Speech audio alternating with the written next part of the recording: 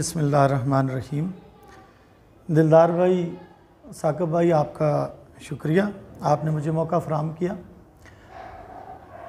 कल हमने election commission की प्रेस कॉन्फ्रेंस, तो ये सारी चीज़ें देखने के बाद हम एक नतीजे पे पहुँचे हैं कि हमें क्या करना चाहिए। इससे पहले हमने इलेक्शन कमीशन को अपनी एक दरख्वास्त दी थी सदर और सेक्रेटरी और हिज़्ब इख्तलाफ के हवाले से, तो उसके ऊपर इलेक्शन कमीशन ने अभी तक कोई जवाब नहीं दिया। और साथ ही साबका सदर और सेक्रेटरी ने भी अपनी तरफ से 19 सफ़ात के ऊपर कुछ अपने तहफ़्फ़ुज़ात, कुछ मामलात इलेक्शन के ऊपर जो थे इलेक्शन कमीशन के ऊपर, वो उन्होंने जमा करवाए। तो इलेक्शन कमीशन ने ये कहा था जी कि हम एक सिलसिला शुरू कर रहे हैं तहकीकात का, कि सदर सेक्रेटरी ने जो इल्ज़ामात लगाए हैं उनके ऊपर हम तहकीकात करेंगे।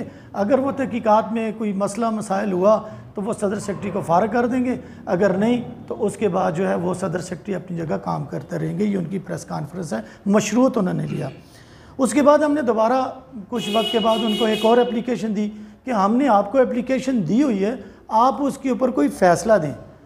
तो उन्होंने कहा था जी कि मैं अभी तो छुट्टी पे हूँ, 100 दिन की छुट्टी पे हूँ, फ़ारग नहीं हूँ, ये नहीं वो नहीं। हमें उन्होंने इसके ऊपर टाल दिया। बहरहाल हमने उनसे रब्ता किया, उसके बावजूद आज तक इलेक्शन कमीशन ने कोई फ़ैसला नहीं किया। कल जो उन्होंने एक बात की है कि हम आने वाले वक्तों में जनरल बॉडी का इजलास बुलाने जा रहे हैं और उसमें हम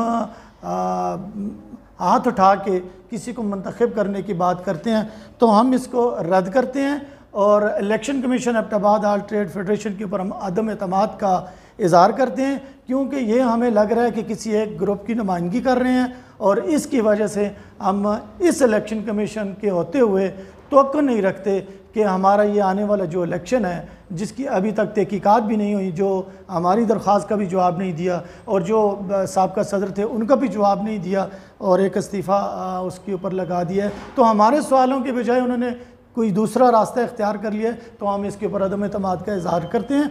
हम आगे आने वाले वक्तों में एक अच्छे इलेक्शन कमीशन की खातर हर किस्म की कुर्बानी और तावन करने के लिए तैयार हैं। जिस तरह आपने इसका एतराफ़ किया, देखिए जी, एक होती है इस्लाहात जो होती हैं वो इलेक्शन कमीशन नहीं कर सकता, वो जनरल बॉडी कर सकती है, ठीक है ना। तो जनरल बॉडी जब इसके ऊपर आएगी तो वो इसके ऊपर इस्लाहात करेगी। इलेक्शन कमीशन के जो अपने मामलात थे, हमारी जो वोटर लिस्ट थी उसके अंदर बड़े अबाम हैं, बहुत सारे मसले मसाइल हैं। फिर इलेक्शन कमीशन ने जो इलेक्शन करवाया था उसमें बहुत सारे मसले मसाइल थे। सदर सेक्रेटरी जो उस वक्त के हाज़िर थे वो सारे बाज़ारों में खुद घूमते फिरते रहे हैं और इन चीज़ों में हिस्सा लेते रहे हैं।